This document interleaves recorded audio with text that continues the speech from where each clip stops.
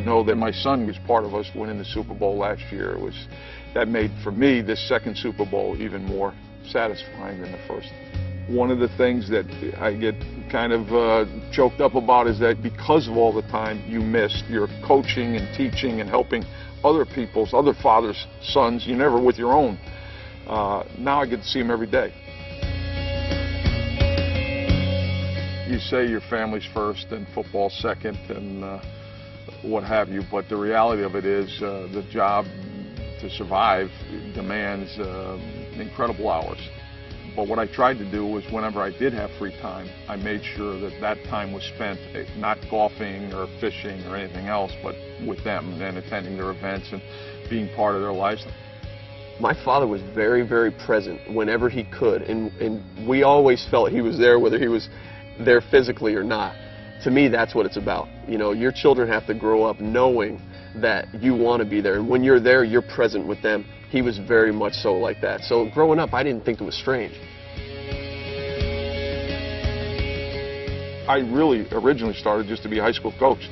I wanted to be like my dad. I thought that was the greatest job in the world. But I know I can affect even these guys who are much further along and, you know, much more cynical, but you can still impact and influence in a positive way. So I still believe in it, even as an adult, I can impact these guys and help them to grow as people as well as football players.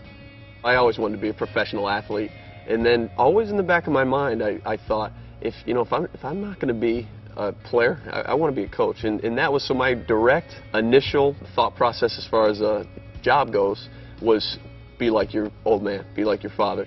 If you're a great coach, and I had some great coaches, you try to help the guy get to the next level, whether it's his development as a young man, athletically, socially, or academically. That to me is what it's all about. My father, he also was very instrumental in what we did. We would literally get down and say the rosary as a family almost every night, and that would be, of course, led by my dad. And so, as important as athletics was early on, certainly, an opportunity to participate religiously was something that we were exposed to at a very early age. It was more just watching him.